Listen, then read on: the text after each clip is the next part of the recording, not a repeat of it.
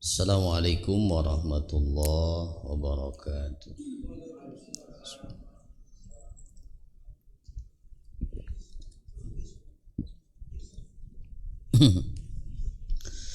Bismillah, alhamdulillah, wassalatu wassalamu ala rasulillah wa ala alihi wa sahbihi wa man wala. Baik, kita awali dengan doa pembuka terlebih dahulu.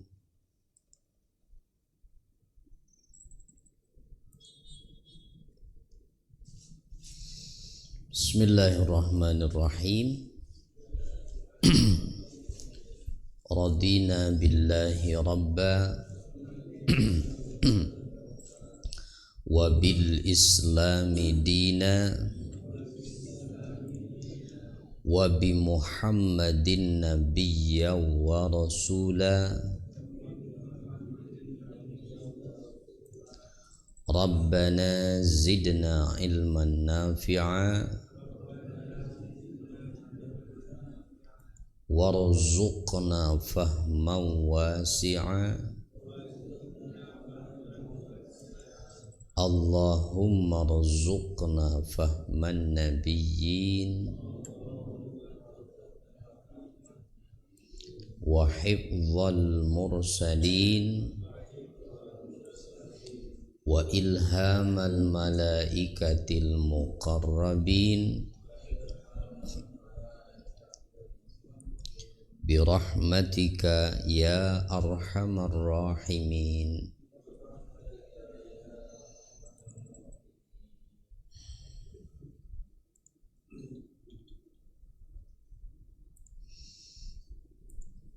Baik, kita lanjutkan masih surat Al-Isra ya.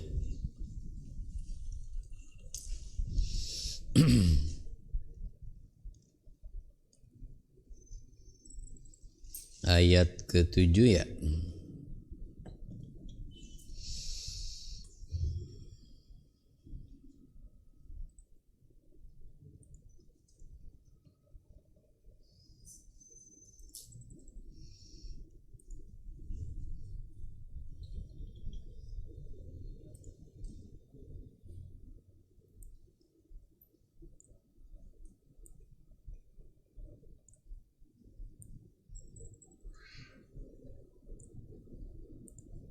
In ahsantum, dari situ kita mulai.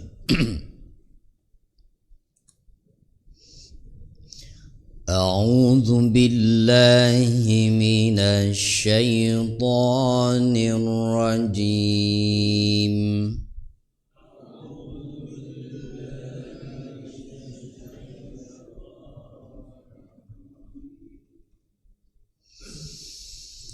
Bismillahirrahmanirrahim.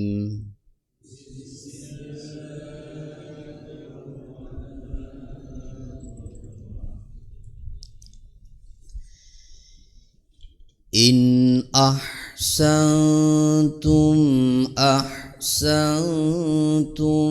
li anfusikum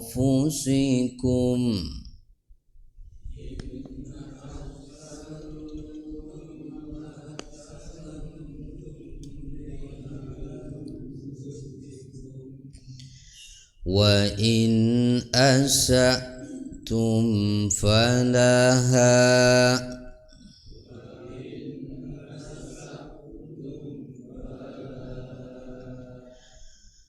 fa idza jaa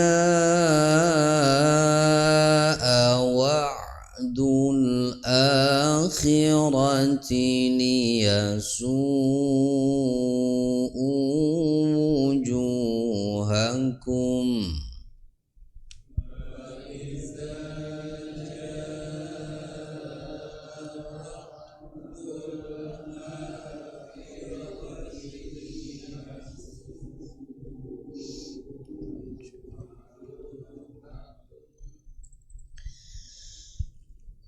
liyasu'u wujuhakum wa liyadkhulul masjida kama dakhaluhu awwala marrah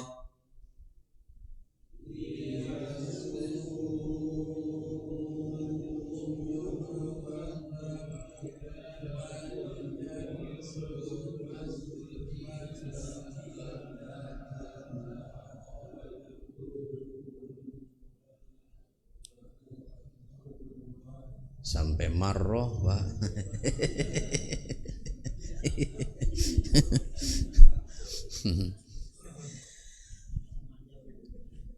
Kama dakhaluhu awwala marrati wa liyutabbiru ma 'alaw tatbira.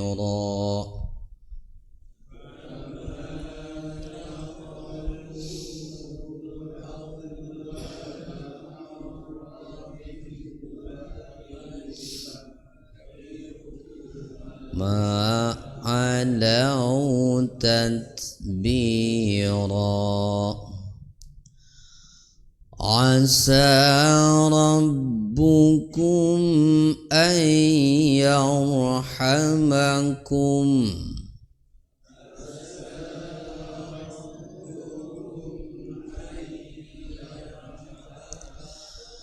wa in 'udtum 'udna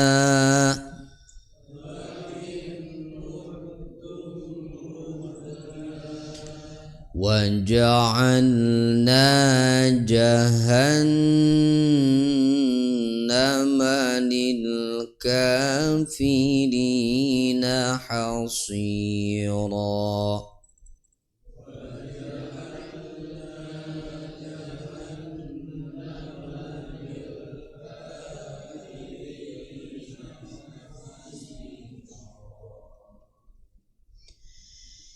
Inna hadzal qur'ana yahdi lillati hiya aqwam wa yubashshirul mu'minin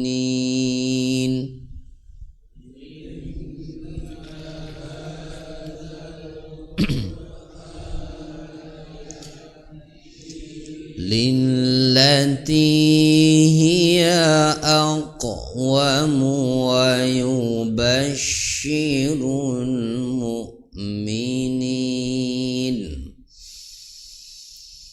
wa yubashshirul mu'minina alladzina ya'maluna salihati anna lahum ajran kabira.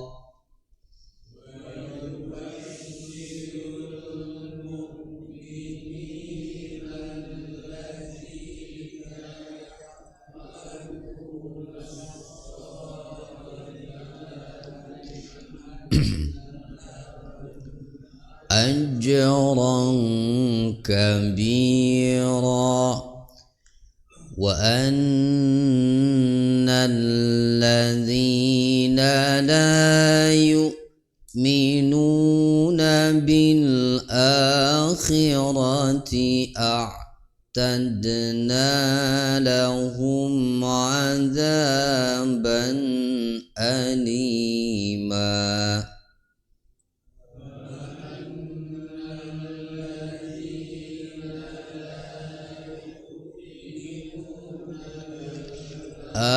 Akhirati a'tadna lahum 'adzaban alima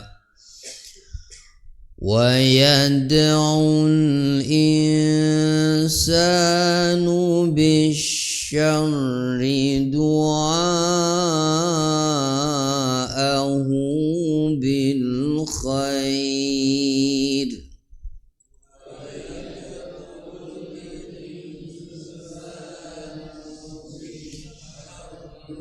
دعاءه بالخير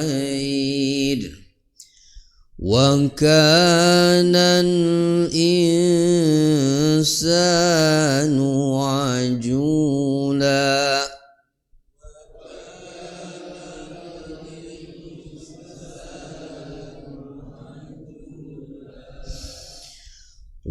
وجعلنا الليل والنهار آيتين فمحونا آية الليل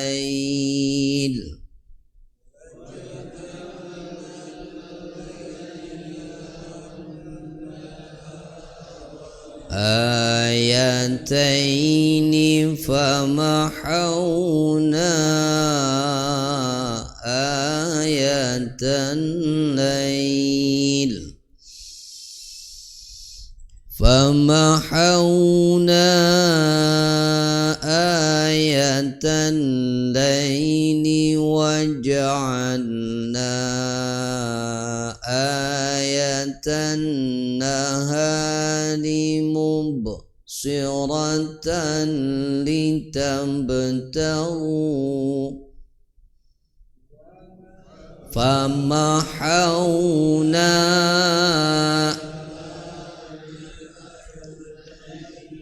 وجعلنا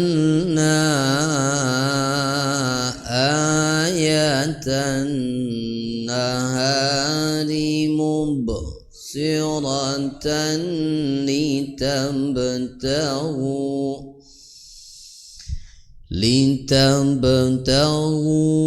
فضلا من ربكم ولتعلموا عدد السنين والحساب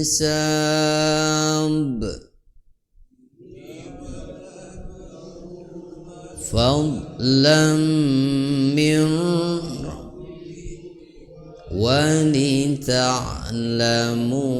عدد السنين والحساب وكل شيء فصلناه تفصيلا.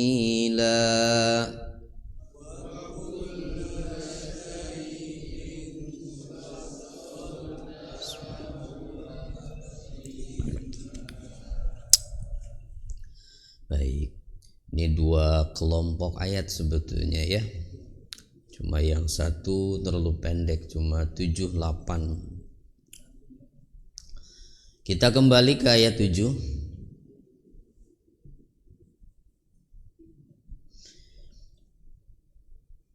Bismillahirrahmanirrahim. In ahsantum li anfusikum. In ahsantum, jika kalian berbuat baik, ahsantum li anfusikum, berarti kalian telah berbuat baik untuk diri kalian sendiri. Wa in asatum falaha, dan jika kalian berbuat buruk atau berbuat jahat, maka kerugian dari kejahatan itu kembali kepada dirimu sendiri. Fa idza jaa wa'dul akhirati, lalu apabila datang saat kerusakan yang kedua. Wa'dul akhirat itu asal artinya adalah janji Allah yang terakhir. Ya, wa'dul akhirat itu janji untuk apa? Menghinakan orang-orang Bani Israel yang terakhir. atau yang berikutnya, ya. Yang kedua itu karena di ayat sebelumnya disebutkan mereka akan menunjukkan kesombongan 2 kali, kan begitu? Ya, sombongan 2 kali. Liyasu'u wujuhakum, untuk menyuramkan wajah kalian hai Bani Israel. Waliyadkhulul masjida kama dakhaluhu awwala marrah, serta agar mereka bisa memasuki Baitul Maqdis sebagaimana memasukinya ketika pertama kali. Waliyutabbiru ma'alau tatbira, dan agar mereka membinasakan apa saja yang telah mereka kuasai. Kita perhatikan ayat ini, ya, ayat ke-7 dari surah Al-Isra ini, ya, bahwa pembahasan ayat ini masih membicarakan tentang Bani Israel. Setelah Allah memberitahukan kepada mereka apa yang telah Allah tetapkan untuk mereka di dalam kitabnya, bahwa mereka akan melakukan kerusakan di bumi ini 2 kali dan akan menunjukkan kesombongan, itu dengan kesombongan yang besar itu, dan bahwa apabila telah datang miqatu ulil marratain, masa di mana akan datang waktu yang pertama dari 2 yang dijanjikan Allah itu, ba'atsa alaihim ibadan asyidda'a aqwiya'a, maka Allah mengutus kepada mereka hamba-hamba yang kuat. Wahum Jalut wa junuduh, yakni yang dimaksud kalau berdasarkan tafsir referensi kita, Aisarut Tafasir Abu Bakar Jabir Al-Jazairi ini, menurut beliau, versi tafsirnya beliau ini, karena ayat ini kan bahasanya umum, Bani Israel akan melakukan kerusakan 2 kali, tidak menyebut periodenya kapan, ya.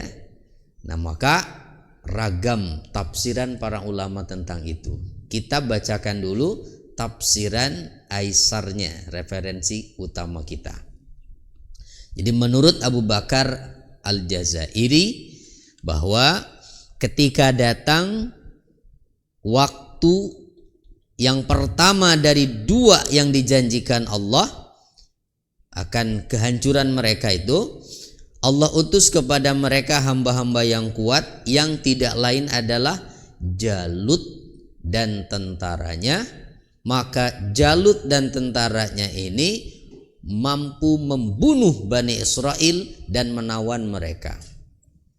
Lalu Allah mengembalikan kepada mereka kemenangan. Raddalahumul karrata alaihim fantasaru alaihim. Mereka pun, Bani Israel, kembali mendapat kemenangan, yaitu di masa Talut, yang salah satu dari panglima perangnya atau pasukan Talut itu adalah ada Daud di situ, ya. Wa qatala Dawudu Jaluta, dan Daud berhasil membunuh Jalut itu tadi. Pernah kan dengar kisahnya tentang Jalut?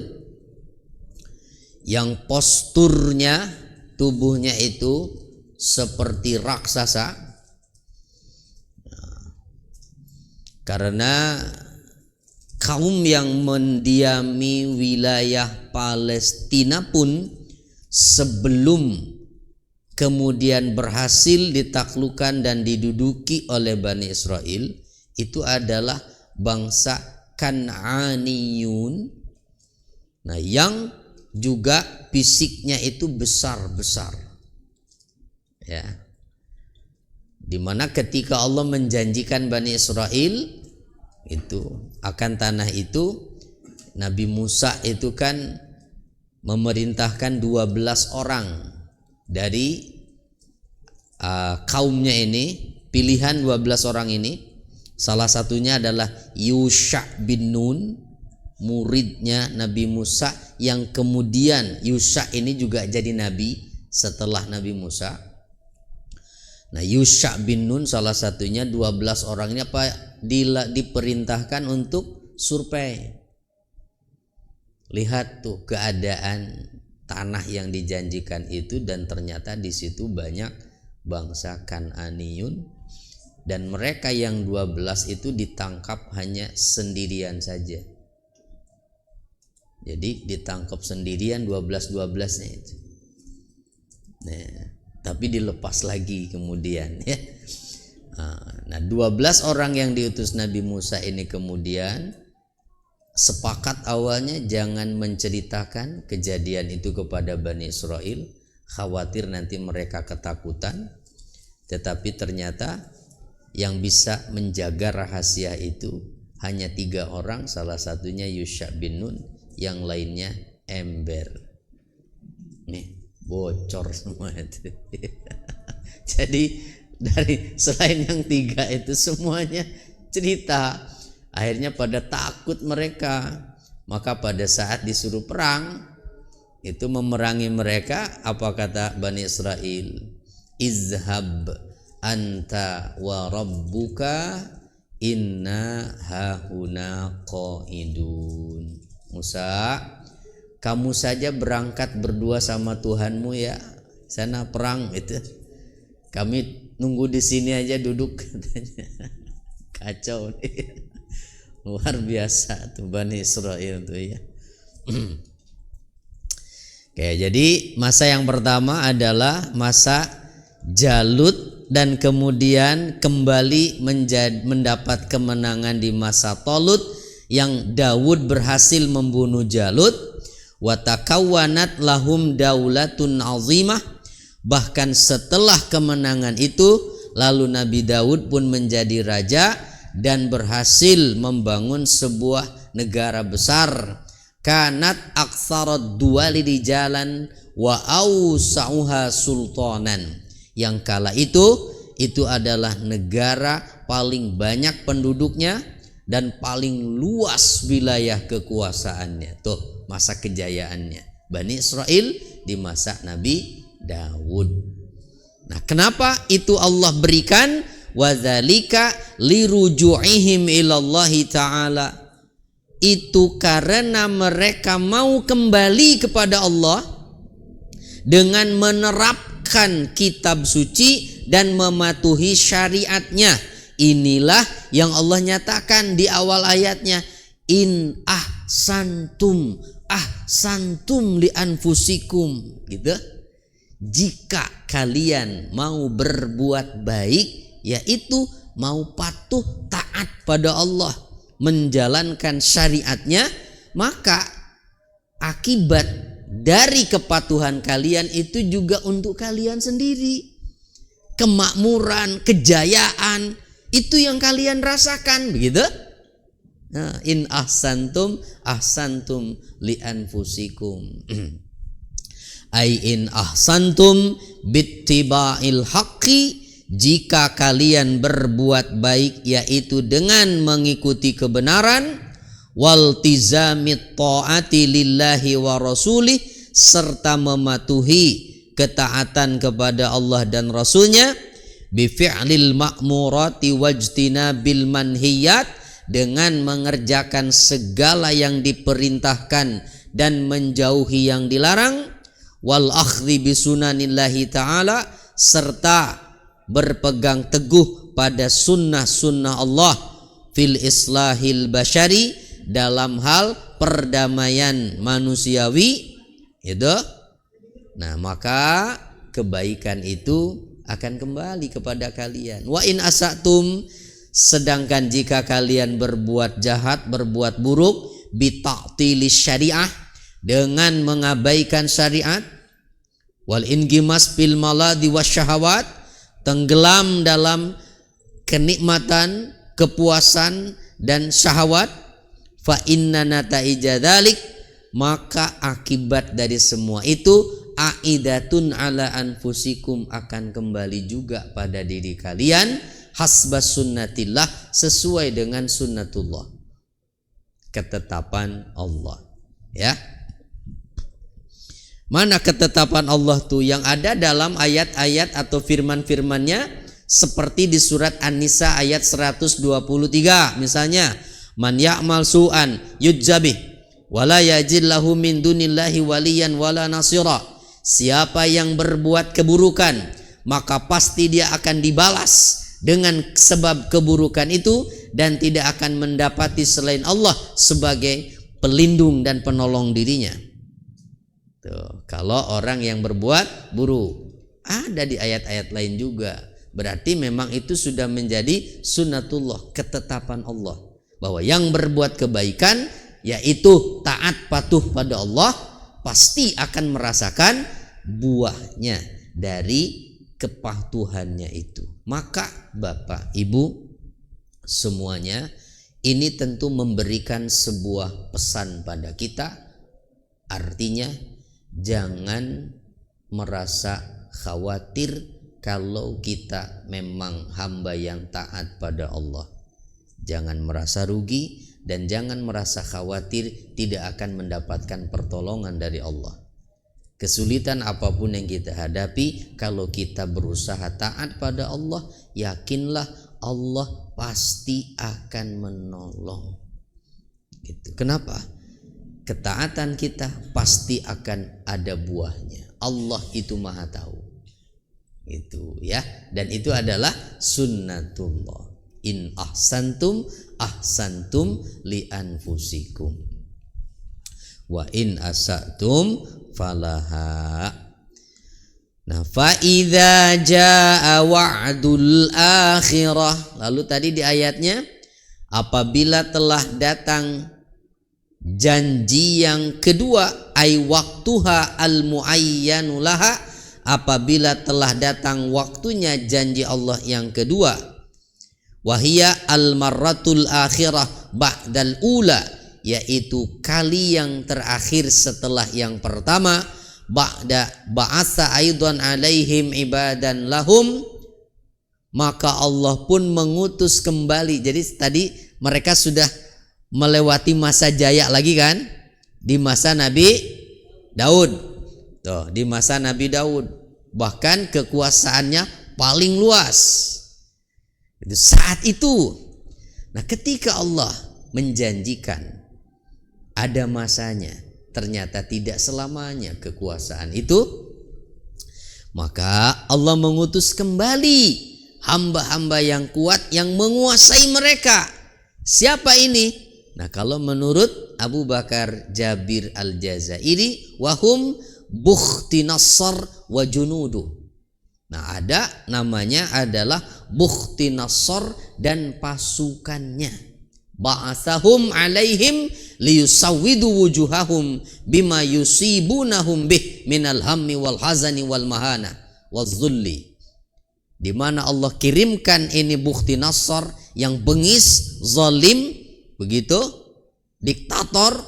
Pokoknya Bukhti Nassar ini, semua kitab Taurat yang ditemukannya dikumpulkan dan dibakar, mau membumi hanguskan ajarannya Nabi Musa nih, Bukhti Nassar nih.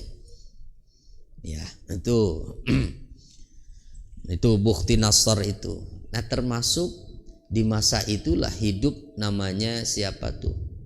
Uzair itu. Nah, yang kebetulan Uzair ini punya salinan Taurat yang asli, tetapi disembunyikan di sebuah tempat. Nah, sehingga masih terjaga itu. Nah, jadi supaya tadi digambarkan di ayatnya apa? Liyusawwidu wujuhakum, untuk membuat muram wajah mereka dengan sebab apa? Dengan sebab apa? Kesulitan, kesedihan, kehinaan yang diakibatkan oleh penjajahan Bukhti Nasr. Waliyadkhulul masjidah, dan agar mereka bisa memasuki kembali, menguasai masjid yaitu Baitul Maqdis sebagaimana mereka memasukinya pertama kali. Waliyutabbiru tadbira, dan supaya mereka menghancurkan semua yang telah dikuasai oleh Bani Israel. Dan itu terjadi, kenapa? Alasannya lama qatalu Zakaria wa Yahya alaihi wassalam. Ternyata ada penyebabnya. Allah jadikan mereka hancur lagi karena mereka telah membunuh dua orang nabi, yaitu Nabi Zakaria dan Nabi Yahya alaihi wassalam, bahkan para ulamanya. Jadi ulama-ulamanya pun mereka bunuh. Tuh. Kasiran minal ulama. Itu setelah kefasikan merajalela di mana-mana. Kemudian kalangan wanitanya mulai tabarruj. Tabarruj itu apa? Senang mempertontonkan perhiasannya. Berbagai macam perbuatan dosa dan maksiat merajalela. Akhirnya Allah hinakan lagi tuh Bani Israel dengan dikuasai oleh siapa tadi? Bukhti Nasr dan pasukannya. Itu kalau berdasarkan tafsiran ini, ya. Akan tetapi sekali lagi, pada dasarnya ayat Al-Quran ini kan masih bersifat umum toh? Ya. Coba kita lihat ayatnya tadi, bahwa di sini tidak ada menjelaskan periodenya. Di ayat-ayat sebelumnya Allah menjelaskan Bani Israel itu akan melakukan kerusakan 2 kali, dan Allah berjanji akan menjadikan mereka itu mengalami kekalahan pada akhirnya, kan begitu. Nah, maka sebahagian ulama kontemporer khususnya bahkan menafsirkan bahwa ayat ini sebetulnya adalah janji Allah untuk Bani Israel sampai hari ini yang kita kenal dengan Zionis itu, di mana kerusakan pertama kali yang dimaksud adalah di masa lalu, dan kerusakan yang kedua kali adalah kerusakan yang mereka tunjukkan hari ini di akhir zaman ini. Maka kalau itu yang dimaksudkan, berarti janji Allah yang terakhir akan menjadikan wajah mereka muram, terhina, itu belum terjadi, dan pasti Allah akan buat mereka seperti itu. Gitu? Iya. Dan bahkan sebetulnya dengan kondisi saat ini pun Zionis itu sudah dikalahkan secara mental. Ya kan? Orang tentara IDF-nya banyak yang stres, Pak. Stres benar-benar gila. Dan psikiaternya banyak yang lari dari wilayah Israel itu, dan nggak mau nanganin mereka. Ya tinggal nunggu waktu aja sebetulnya, ya. Allah sudah hinakan mereka itu. Allah sudah hinakan mereka. Ya, liyasu'u wujuhakum. Ya. Jadi bagaimana Allah jadikan wajah mereka muram dengan cara, ya, Allah tampakkan siapa sebenarnya mereka. Hari ini dunia bisa melihat, kan, siapa sebenarnya Zionis itu. Ya tinggal menunggu saja. Makanya makin banyak yang mendukung kebebasan Palestina Bahkan bukan hanya di wilayah negara-negara yang mayoritas muslim saja kan, hampir di seluruh dunia menyuarakan itu, mendukung Palestina. Ya udah tinggal tunggu waktunya saja. Itu, dan janji Allah itu pasti, tidak mungkin Allah mengingkari janjinya. Ya. Ya entahlah kapan. Nah, kalau kembali pada keterangan pendiri Hamas, Syekh Yasin tuh, sebelum beliau gugur kena bom itu, mengatakan Israel nih, Zionis itu akan mengalami kekalahan di tahun 2027 katanya. Berapa tahun lagi? 3 tahun lagi dong ya. 2027 katanya tuh. Artinya kalah sampai mungkin habis begitu, nggak punya kekuasaan lagi ya. Ya sekarang kan masih terus saja kan. Ya kita doakanlah, mudah-mudahan senantiasa diberi kekuatan. Tapi biar bagaimanapun itu ya, kita lihat ya di media itu sudah begitu bumi hangus Gaza itu, tapi kalau lihat masih banyak aja penduduknya itu. Iya, masih banyak aja kok.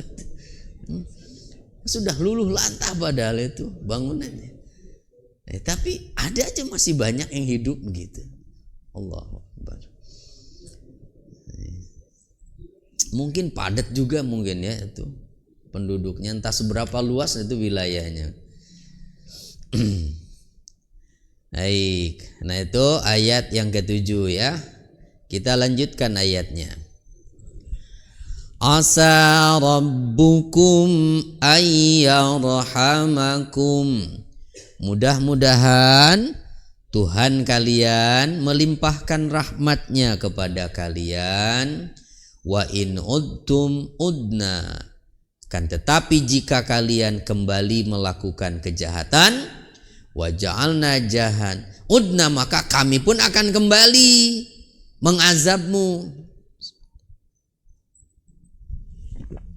Nah, ini azab ini bisa di dunia, bisa di akhirat.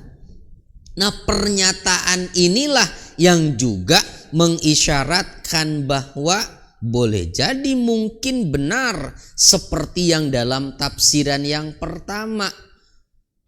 Kekalahan mereka sudah 2 kali betul saat bukti Nasr dianggap sebagai janji Allah yang kedua. Tetapi kan ada pernyataan di ayat ke-8-nya. Kalau kalian kembali melakukan kejahatan, kami pun akan kembali mengazab kalian. Nah, itu janji Allah itu. Ya, kami akan kembali mengazab kalian. Berarti setiap saat bisa berlaku. Ya, termasuk hari ini dan sampai kapanpun. Kalau kaum Yahudi ini menunjukkan kerusakan kembali, apalagi sampai melampaui batas, nah Allah pasti akan mengazab mereka. Ini janji Allah. Tidak mungkin Allah mengingkari janjinya. Sekali lagi ya. Wa in untum udna wa ja'alna jahannama lil kafirina hasira. Bahkan ancaman yang kedua, ancaman di akhirat. Sudahlah di dunia terancam akan diazab dalam bentuk dihinakan oleh Allah, dan di akhirat kami jadikan jahanam bagi orang-orang kafir seperti mereka sebagai penjara. Jadi masukkan di sel neraka nanti itu. Sipirnya malaikat, bukan manusia yang bisa dilobi-lobi itu. Ya, malaikat mah susah ngelobinya. Oke, jadi dari 2 ayat ini kesimpulannya kita lihat, yang pertama benarnya janji Allah Ta'ala, kedua menetapkan kenabian Muhammad Sallallahu Alaihi Wasallam, karena berita semacam ini tidaklah mungkin disampaikan kecuali oleh seorang nabi yang diberi wahyu. Dari mana Nabi tahu tentang semua ini? Bahwa Bani Israel akan seperti itu. Kecuali berdasarkan wahyu dari Allah. Ya berarti Muhammad adalah Nabi dan Rasul. Ketiga, menetapkan kaidah bahwa siapa yang berbuat kebaikan maka itu untuk kebaikan dirinya, dan siapa yang berbuat buruk akibatnya juga akan kembali pada dirinya. Yang pernyataan ini ada dalam beberapa ayat, salah satunya Fussilat ayat 46, Al-Jasiyah ayat 15. Inilah sunnatullah, ketetapan Allah. Ya, jadi nggak usah ragu kalau begitu ya untuk berbuat kebaikan. Kenapa? Pasti akan kembali pada kita buah dari kebaikan itu. Dan jangan berharap balasannya dari makhluk, terlalu sedikit dan terlalu kecil dan belum tentu dapat. Itu ya. Iya. Kita berbuat baik dengan memberi tetangga makanan, kalau hanya berharap tetangga ngasih lagi makanan, terlalu sedikit dan belum tentu dikirim lagi. Ya, belum tentu dikirim lagi. Udah mah piringnya nggak balik-balik, nggak dibales-bales lagi, kan jadi kecewa itu. Nah makanya jangan pernah berharap pada manusia, gitu ya. Udah berbuat kebaikan mah lakukan itu, ikhlaskan, lupakan, tidak usah diingat-ingat. Ya. Lalu apalagi yang keempat, wajib berharap kepada Allah tuh, yakni menanti datangnya kelapangan dan kebaikan darinya, sekalipun lama masanya, sabar saja. Yang penting yakin kalau kita taat, Allah pasti akan menolong. Nah itu kuncinya ya. Kebaca gak sih Pak? Kayak nggak remeng-remeng ya. Suratnya salah ya, belum saya ganti itu berarti. Tak, saya ganti dulu sebentar. Kalau mau dijebret man takut menyesatkan nanti. Sebentar.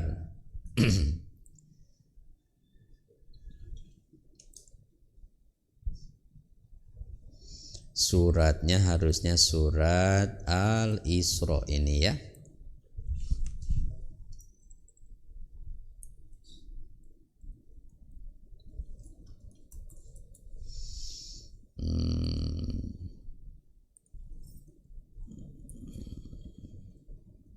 Nanti dipoto lagi Pak.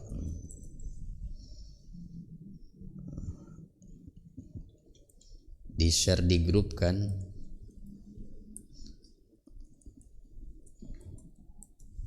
Oke.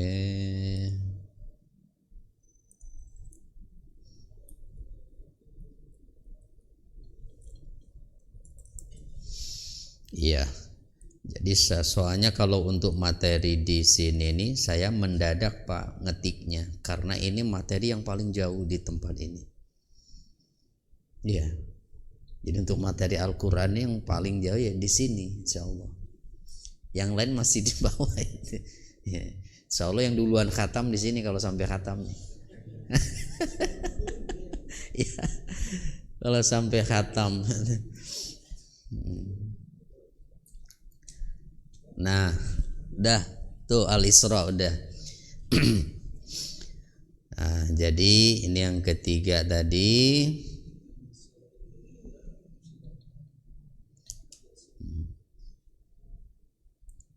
Kalau yang Fussilat Jasiyahnya sama ya, betul ya?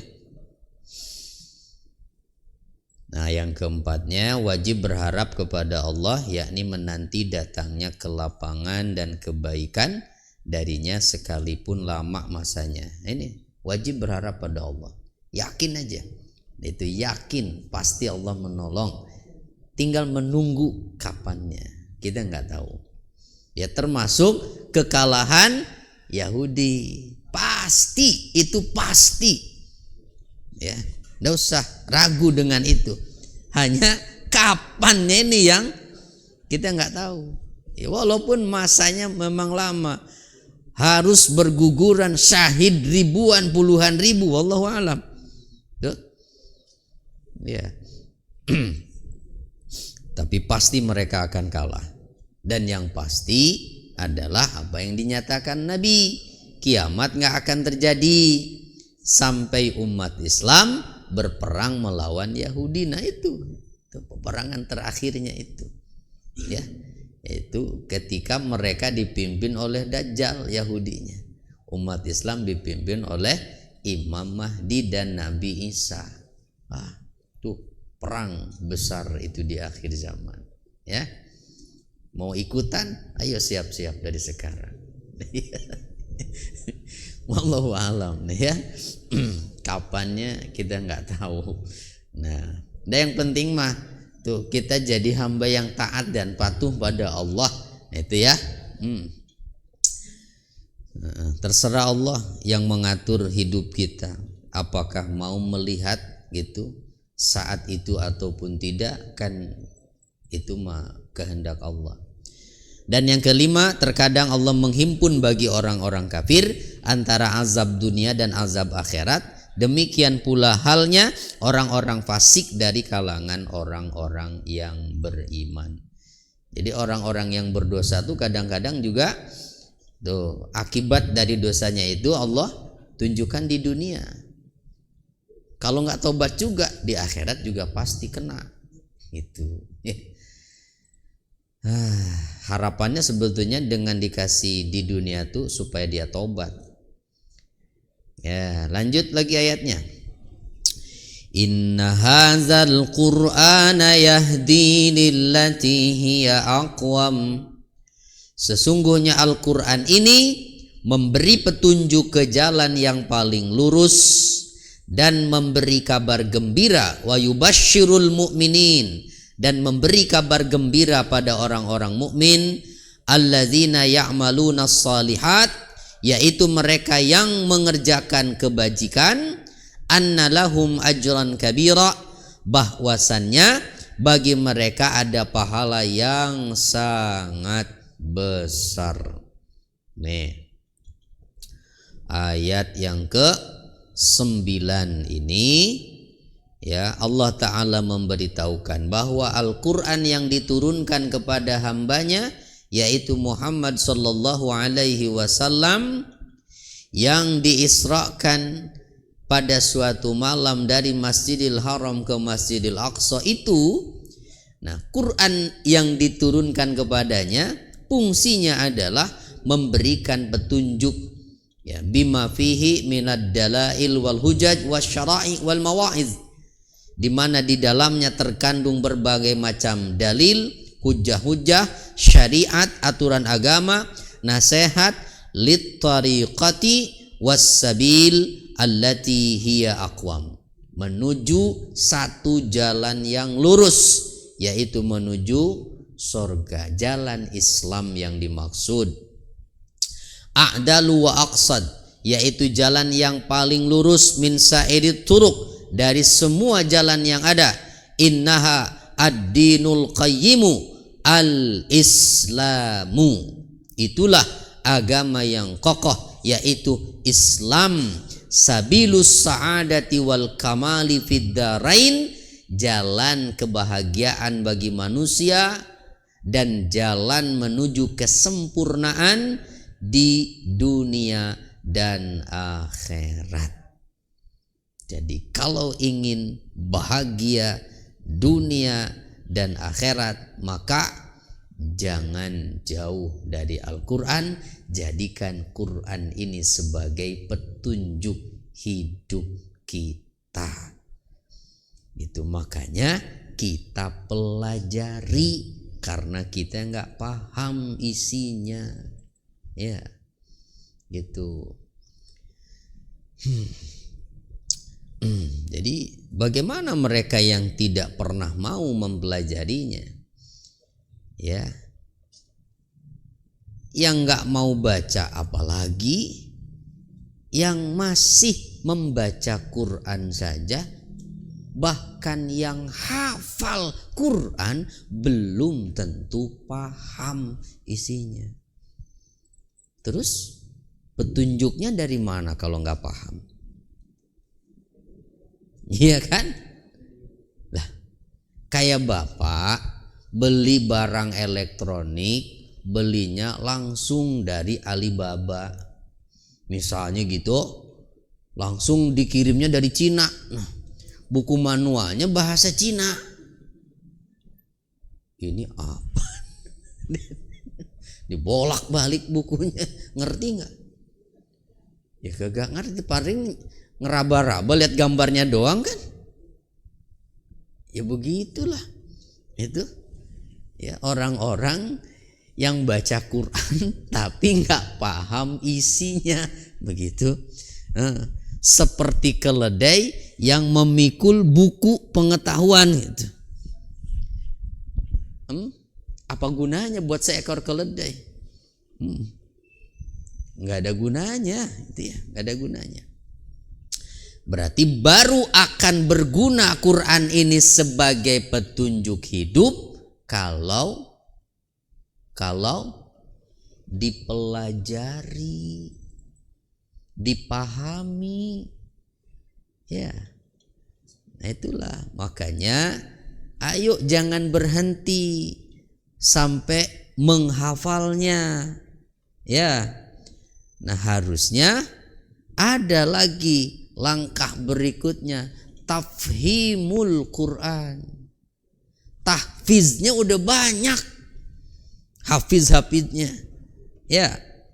Nah harusnya lanjut tuh pada tafhimul Qurannya, pemahaman isinya, sehingga lebih mantap lagi. Udah hafal ayatnya, ngerti isinya apa, ya.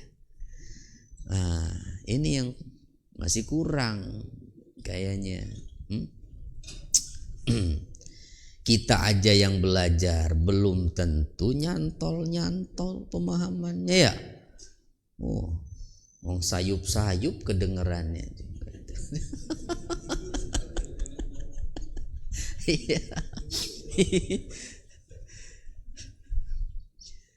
Ya, jadi memang harus intensif sebetulnya, ya. Harusnya ada, berarti apa ya? Ada lembaganya lagi untuk tafhimul Quran nih, gitu, khusus, ya. Ya waktu itu kita hanya baru secuil aja itu mah, belajar mulai dari apa arti perkata, tata bahasa, ya. Itu juga banyak yang liur katanya, ya. Liur. Ya paling enggak, nah inilah ya, karena tujuan utamanya kan paham, ya. Ya walaupun enggak hafal terjemahannya, tapi saat kita lewat surah Al-Isra yang tadi, paling enggak ngerti kan maknanya nih, oh nih tentang ini nih, gitu. Ya lanjut lagi. Wa annal ladzina la yu'minuna bil akhirati a'tadna lahum azaban alima. Dan sesungguhnya bagi orang-orang yang tidak beriman pada akhirat telah kami sediakan bagi mereka azab yang sangat pedih. Di mana? Nanti di akhirat, ya. Neraka tempat mereka udah pasti.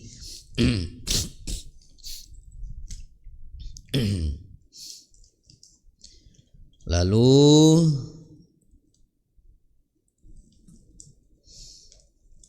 wa yad'ul insanu bisyarri du'aahu bil khair. Manusia itu seringkali berdoa untuk mendapatkan keburukan, sebagaimana biasanya berdoa untuk mendapatkan kebaikan. Wa kanal insanu ajulan, dan manusia itu sifatnya tergesa-gesa. Nah, ayat ke-11 ini Allah Ta'ala memberitahukan tentang watak dasar dari insan manusia fi dha'fihi wa qillati idrakihi li awaqibil umur. Apa sifatnya manusia itu? Lemah serta minim pengetahuannya untuk mengetahui akibat atau kesudahan berbagai macam urusan, sehingga sering kali sikap yang ditunjukkan itu tergesa-gesa. Ya, min annahu idza dhajara au ghadiba yad'u ala nafsihi wa ahli bisyarri. Nah, salah satunya yang dicontohkan di sini adalah bahwa ketika dia panik, ketika dia marah, dia suka berdoa, mendoakan buruk dirinya dan keluarganya. Ghairu mufakkirin fi aqibati du'aih, tanpa berpikir panjang akibat dari doanya. Lau istajaballahu ta'ala lahu, seandainya Allah mengabulkan doanya itu gimana? Ya, kalau lagi marah kan kadang-kadang nggak kontrol tuh. Memang tidak dalam ungkapan doa mungkin, tetapi kata-kata kita ini kadang ke anak, kadang ke istri atau ke siapapun itu, nah terlontar kata-kata yang bisa menjadi doa. Kamu ini anak siapa sih? Pakai nanya lagi ya, gitu. Anak siapa katanya? Nah, bandel banget, nggak bisa dinasehatin tuh. Seakan-akan anaknya nggak pernah dengar kalau dinasehatin. Hati-hati tuh label-label begitu tuh, kalau dikabulkan oleh Allah berarti anaknya nggak akan mau nanti ngedengerin nasihatnya lagi. Ya, makanya Bapak Ibu itu ajarin anak-anak kita yang udah pada punya anak itu, ya kalau ngomelin anak yang baik-baik aja, ya soleh, gitu. Jangan begitu dong, gitu. Iya. Jadi jangan yang buruk-buruk, jangan yang jelek-jelek, gitu. Nah, nih, itu contohnya tuh, sifat manusia tuh begitu. Jadi yang dikeluarkan kata-kata yang baik. Tahu kisah Imam Haramain, Pak? Nah, mungkin pernah dengar ya. Siapa? Yang sangat terkenal itu, yang suaranya di mana-mana. Sudais ya. Masa kecilnya sama kayak anak-anak yang lain kan? Kisahnya itu yang ibunya bikin kue, terus ya ditaburi pasir atau apa gitu. Tapi apa kata ibunya? Ya gemes, kesel, tapi yang terlontar doa kebaikan. Aduh, nih anak itu ibu doain kamu jadi Imam Haramain gitu. Beneran itu dikabul. Ya. Jadi itu. Iya, ya tapi sih kita nggak berharap anak kita nakal dulu supaya doain begitu ya. Ya enggak. Ya dari awal udah bagus gitu. Iya. Tapi ya ini pelajaran buat kita. Jadi hati-hati kalau marah itu jangan sampai terlontar ungkapan-ungkapan yang seakan itu akan menjadi doa buruk buat kita. Duh, kayak gini amat sih nyari rezeki. Awas tuh. Itu kan kata-kata keluhan. Berarti meratapi nasib dirinya dah. Begini amat sih nyari rezeki, susah banget ini. Jangan terlontar kata-kata begitu. Nanti dibikin susah terus gimana? Ya. Itulah yang dimaksud ya. Wayad'ul insanu. Ya, tadi apa ayatnya? Wayad'ul insanu bisyarri du'aahu bil khair wa kana al insanu ajula. Dan manusia itu tergesa-gesa, mudah panik. Tuh. nggak berpikir jauh ke depan, bahkan termasuk dalam berdoa pun tergesa-gesa. Kalau minta kebaikan juga pengennya tuh besok langsung dikabul gitu. Baru seminggu doa juga ya nggak dikabul doa saya, udah tuh. Makanya Nabi mengatakan ya, jangan pernah bosan untuk berdoa meminta kepada Allah, karena Allah tidak akan pernah bosan untuk mendengar doamu sampai kalian sendiri yang bosan. Gitu. Ya. Jadi ini mah sudah umum ya, bukan lagi tentang Bani Israel nih temanya. Wa ja'alna al-laila wan-nahara ayatain, dan kami jadikan malam dan siang itu sebagai dua tanda kebesaran kami. Famahawna ayatal lail, kami hapuskan tanda malam.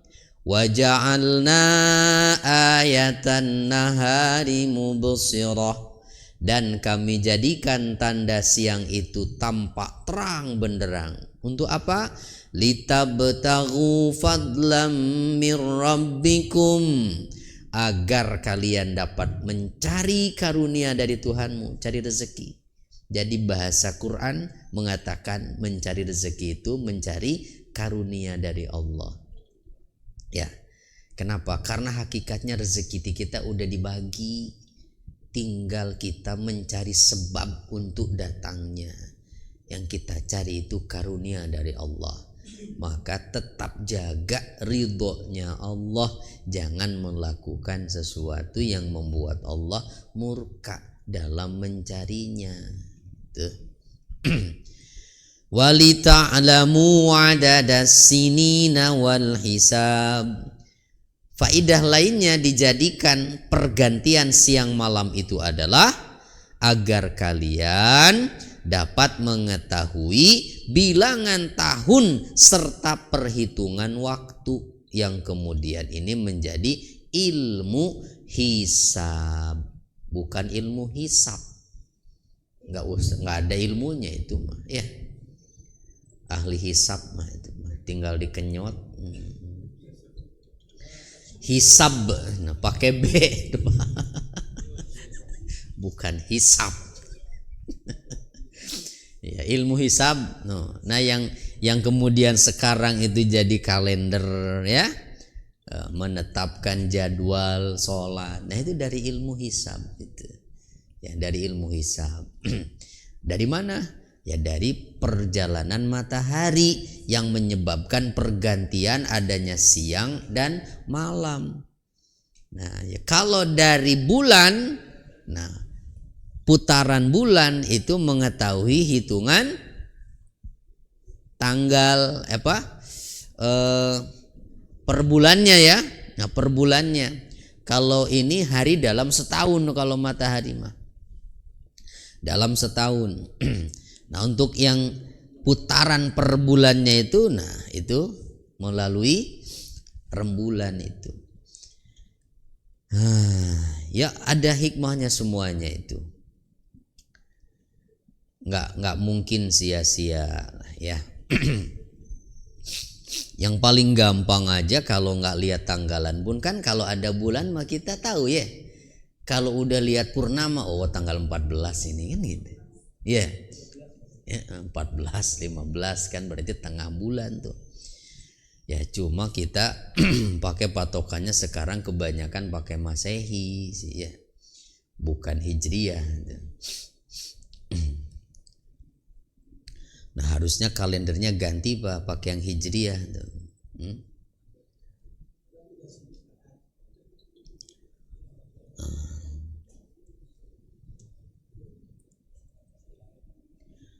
Wa kulla syai'in fassalnahu tafsila, dan segala sesuatu telah kami terangkan secara terperinci. Jadi Allah Ta'ala menjelaskan di ayat ke-12 ini tentang tanda-tanda kekuasaannya. di mana tadi menjelaskan tentang tabiat manusia yang seperti itu ya. Di ayat ke-9-nya menjelaskan kabar gembira itu ya. Quran ini petunjuk bagi manusia ke jalan yang lurus sehingga mau melakukan amal soleh. Yang tidak beriman diancam dengan azab. Cuma watak manusia itu kalau tidak terdidik dengan akhlak Quran seperti itu tadi ya, apa ya, seringkali berkeluh kesah sampai keluar doa-doa buruk untuk dirinya. Lalu kami jadikan tanda-tanda kebesaran kami supaya manusia mau tunduk. Itu bahwa ayat Allah itu bukan hanya di Quran yang bisa dibaca, tapi ada juga ayat-ayat lain yang tampak pada alam semesta. Salah satunya adalah pergantian siang dan malam. Baik, jadi kita lihat kesimpulannya ayat yang terakhir ini.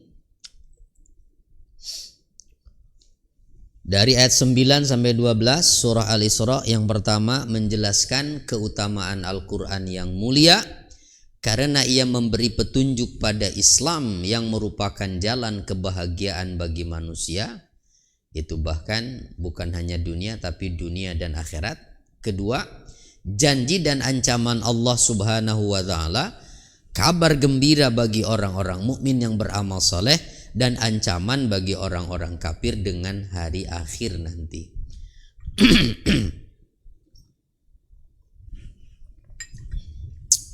Atau di hari akhir maknanya.